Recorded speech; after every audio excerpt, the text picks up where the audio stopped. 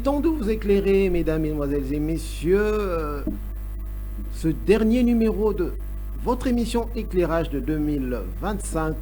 Je reçois pour vous, comme vous le savez, il est souvent avec nous, le pasteur Joseph Kalombo, à qui je dis bonjour pasteur. Bonjour. C'est toujours un plaisir de vous recevoir sur ce plateau. Nous voilà à la fin de l'année et ça d'ailleurs c'est le tout dernier numéro de cette année, comme je venais de le dire tout à l'heure, et je reçois le pasteur Joseph Kalombo. Alors pasteur Kalombo, comment ça s'est passé cette année 2024 que nous touchons à la fin déjà? Nous pouvons dire que c'est une année où le Seigneur nous a fait grâce parce que nous avons traversé des moments difficiles et des moments aussi que nous pouvons dire des moments merveilleux. C'est pour cela que nous bénissons notre Seigneur. Vraiment, nous profitons aussi de vous remercier par rapport à ce long chemin que nous avons tenu avec vous pendant 2025. Vous étiez souvent sur ce plateau, vous nous avez suffisamment éclairé avec des thèmes qui nous ont vraiment enseigné à la profondeur. Nous avons été éclairés par rapport à vos enseignements. Nous vous remercions et nous vous demandons de ne pas vous fatiguer l'année 2026, que vous pouvez toujours être là, et nous vous demandons d'être là toujours avec nous pour répondre et enseigner le peuple de Dieu. Merci encore une fois, pasteur Joseph Kalombo. Alors, pasteur Joseph Kalombo, aujourd'hui, vous allez nous parler de quel thème ou quel enseignement? Pour la journée d'aujourd'hui, le Seigneur nous a mis à cœur de parler du monde qui tend vers sa fin. Voilà. C'est affiché déjà sur le bas de votre écran. Alors nous allons faire comme de coutume ici. Avant de commencer notre enseignement, comme je le disais tout à l'heure, nous allons demander au pasteur Joseph Kalombo de nous conduire avec une courte prière avant toute chose. C'est la parole du Seigneur, ce n'est pas ma parole. Nous voulons l'inviter, c'est pour cela que nous demandons aux bien-aimés qui sont éparpillés à travers le monde de prendre la position de la prière. Nous allons prier ensemble. Mon Seigneur, c'est toi qui es au-dessus de toutes choses. La Bible déclare que les hommes ont parlé de ta part, mais poussés par l'Esprit de Dieu. Nous voulons que l'Esprit qui était sur Samuel, qui était sur Joseph, qui était sur Daniel, puisse se reposer sur notre modeste personne, afin que nous puissions annoncer ta parole. Je m'oppose contre les forces maléfiques, diaboliques, je le renvoie dans le lieu aride. Rien que ta présence du début jusqu'à la fin, nous t'avons ainsi prié au nom du Seigneur Jésus-Christ. Nous disons Amen. Amen. Alors, pasteur Joseph Kalombo, le titre « Le monde touche à sa fin » ou « Le monde va vers la fin ». Alors, ça va faire plus de 2000 ans que nous parlons de que le monde arrive à la fin, le monde touche à sa fin. C'est devenu comme une générique, comme ça, on annonce, mais la fin du monde n'arrive toujours pas. Alors aujourd'hui, comment vous allez nous expliquer, comment vous allez nous parler de la fin du monde? Qu'est-ce que vous avez préparé? Nous sommes là vraiment attentifs à vous entendre sur ce thème, le monde touche à sa fin ou le monde va vers sa fin. Nous vous écoutons, pasteur Joseph Kalombo. Ok, merci tout d'abord. Je suis en train de saluer les bien-aimés qui sont éparpillés à travers le monde. Nous sommes, comme nous le disons souvent, que nous sommes dans les eaux profondes. Nous voulons creuser pour que les gens soient éclairés, parce que notre mission est intitulée l'éclairage. Aujourd'hui, nous venons avec un thème, et c'est un jour que nous disons qu'un jour qui est pour nous, un jour où nous devons glorifier le Très-Haut parce qu'il nous a donné la force pour que nous puissions parler de sa part. Aujourd'hui, nous allons parler du monde qui va vers sa fin. La notion du monde, n'est-ce pas, regorge deux éléments essentiels. Le premier élément, nous allons parler le monde physique. Et enfin, nous allons parler le monde spirituel. Lorsque nous parlons le monde qui tend vers sa fin, c'est le monde physique.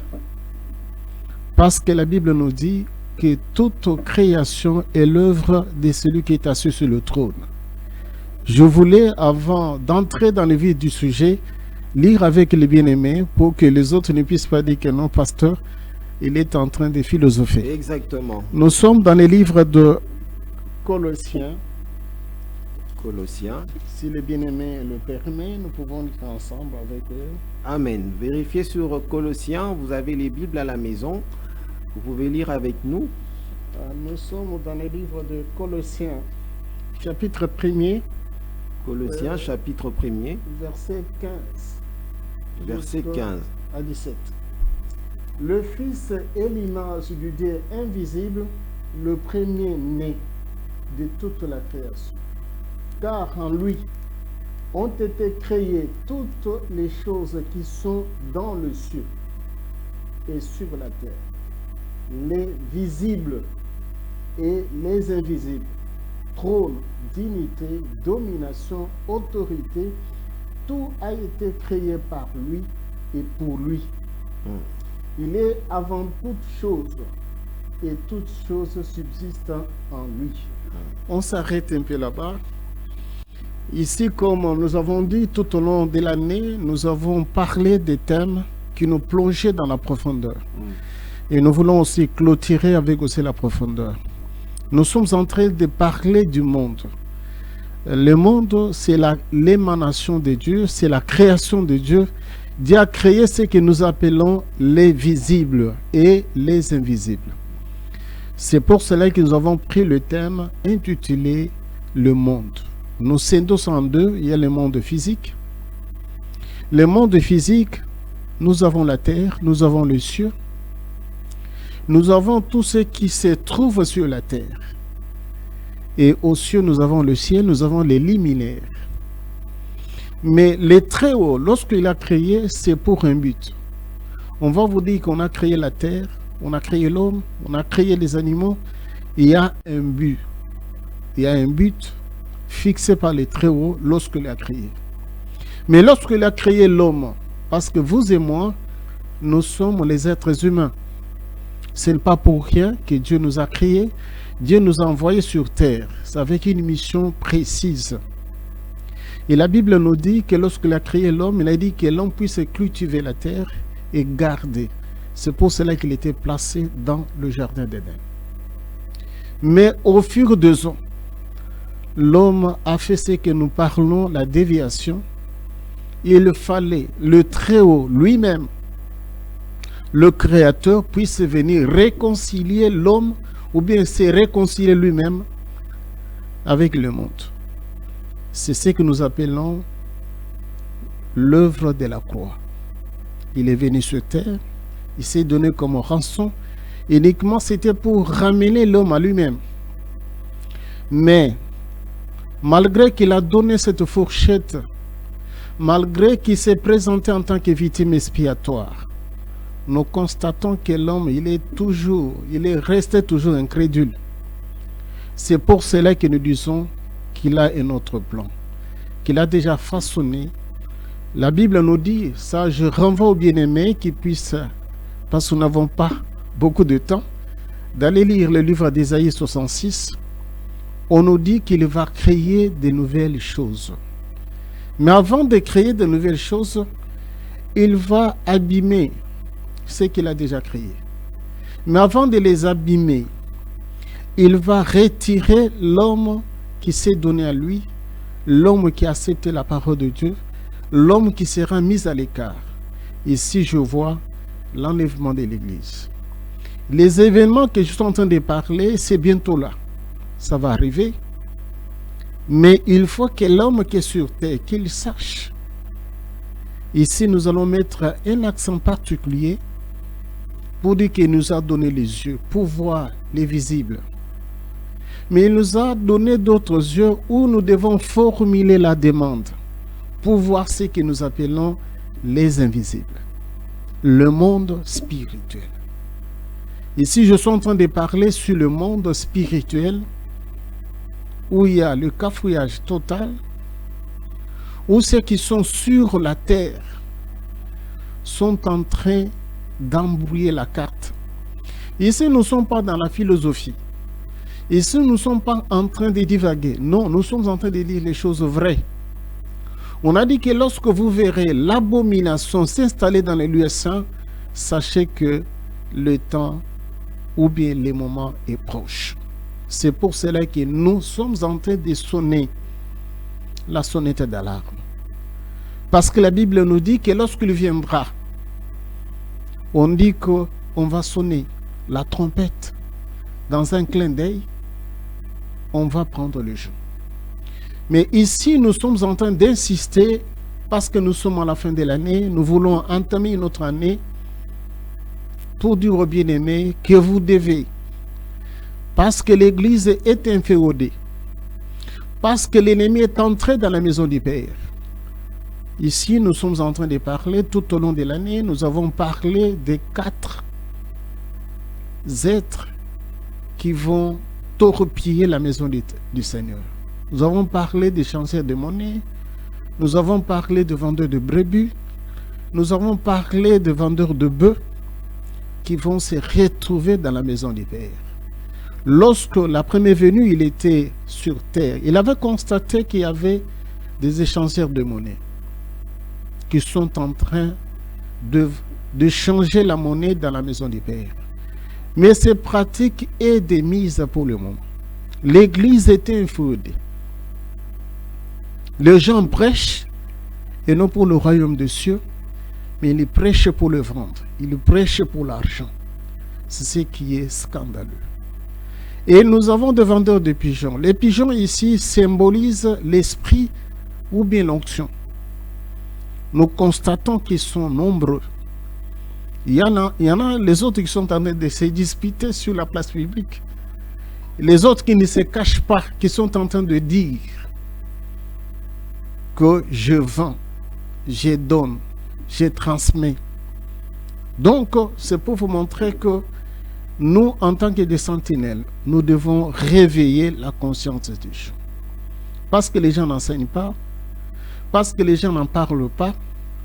Ici, nous allons effleurer un élément très important, l'aveuglement spirituel. Ici, nous entrons dans ce que les autres sont en train de parler de la spiritualité, mais en réalité, ils présentent une seule facette, une seule fourchette, au lieu d'en présenter les deux. Ici, je voulais dire quoi? Je voulais présenter aux gens qu'il y a ce qu'on appelle les négatifs. Mais c'est le négatif qui est en mode, or qu'il y a les positifs. Ici, je voulais présenter ce que les autres sont en train de parler de la voyance, et les autres sont en train de parler de vision. Sur ce plan-là, nous avons ce qu'on appelle des visions nocturnes et les visions normales. Dans ces visions normales, il y en a 2 catégories. Il y en a ce qu'on appelle des songeurs et ce qu'on appelle des prophètes. Dans le domaine des prophètes, les prophètes, c'est qui? C'est quelqu'un, lorsqu'il se prosterne, les yeux s'ouvrent, il contemple la magnificence du Très-Haut. Ça dit qu'il voit. Et si je voulais mettre l'accent sur les yeux du cœur, ce n'est pas moi qui l'ai dit, c'est la parole de Dieu. Si les bien-aimés peuvent le permettre. Allez-y, pasteur, éclairez-nous avec la Bible. Là. Nous pouvons lire pour que les bien-aimés puissent pas dire que oui, parce qu'il est en train de vérifier sur la Bible parce que c'est que le pasteur est en train de dire. Voilà. Nous sommes dans la Bible. Pratiquement dans le livre d'Éphésiens 1. Éphésiens 1. Nous sommes au niveau de 17, nous allons 17 jusqu'à 18. Ok. Si le bien le permet, nous pouvons lire. Allez-y, pasteur. Afin que le Dieu de notre Seigneur Jésus-Christ, le Père de gloire, vous donne un esprit de sagesse et de révélation dans sa connaissance, qu'il illumine les yeux de votre cœur pour que vous sachiez quelle est l'espérance qui s'attache à son appel et quelle est la richesse de sa gloire, de son héritage qui réserve aux saints. Je m'arrête un peu là-bas. Okay. Ici, je voulais dire qu'il y a les yeux physiques et les yeux du cœur. Ce n'est pas mon invention. C'est la parole de Dieu qui est en train de nous édifier. Il y a ce qu'on appelle les yeux du cœur. Ici, c'est l'homme qui doit formuler la demande. C'est pour cela, à la fin de l'année, je suis en train d'inviter les bien-aimés d'aimer, de demander dans leur prière que le Très-Haut puisse ouvrir les yeux du cœur. Parce que nous avons les yeux normaux. Les yeux normaux, c'est pour voir, c'est pour ne pas trébucher. Parce que quelqu'un qui ne voit pas physiquement, il va trébucher.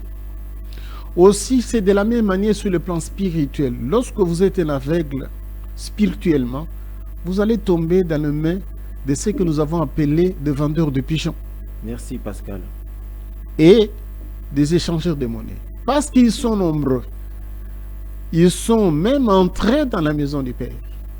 Alors, si vous avez les yeux bandés, les yeux flous, ça sera très difficile. Si les yeux du cœur ne sont pas ouverts, c'est très difficile. Ça, c'est le Très-Haut. Ça, c'est l'apôtre Paul qui est en train d'exhorter les enfants de Dieu. Il faut que les yeux soient illuminés, que les yeux du cœur s'ouvrent pour contempler la magnificence. Ici, je donne un exemple.